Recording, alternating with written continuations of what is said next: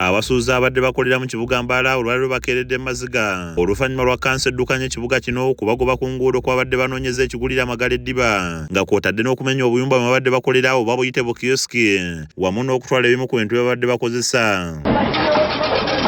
Ekikwekweto kino kikulembeddwamu avunaanyizibwa ku by'obusuubuzi mu kibuga Alan Buhanda ng'abadde akiikiridde Town Clerk Justin Bareke era ng'ono abadde wamu n'ab'ebyokwerinda wamu n'abakulembeze abalala.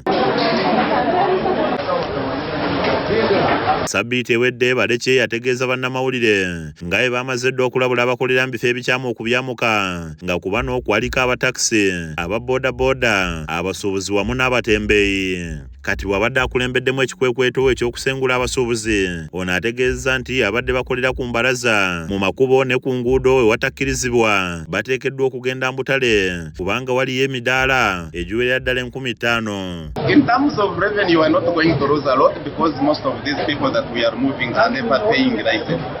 Okay?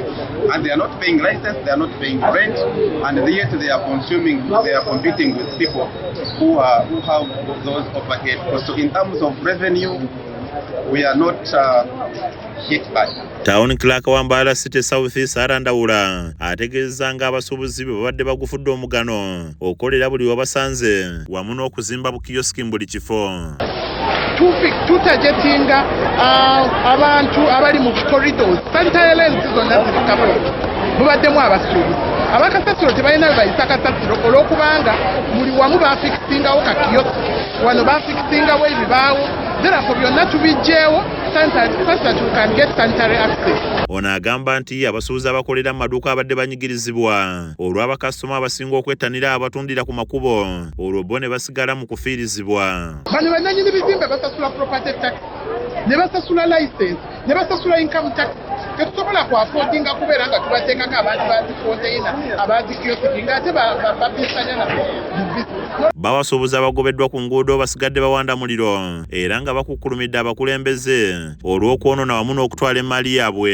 Konka itwe nk'abashubuzi tushemererwa embeera yaabo mu tawuni yitu habw'ensonga y'okugira ngu abantu abingi bali nibateekateeka ngu baiho vendors bwe nibagamba vendors abantu kinga abantu abakorera street abantu abakorera omu rubaju abatiine maduuka konka kyatubeire ekyokutangaza kushanga bakugira ngu omuntu oine eduuka tiine ekintu ekibakwenda heeru dura nibenda ngu babiteeka omunda ekikoreka ngu bino ne display ya heeru karabone kasitoma wayimanya ngu eduuka ine ebuze ekintu nanka ng'obundi nawaija ata aija kigule.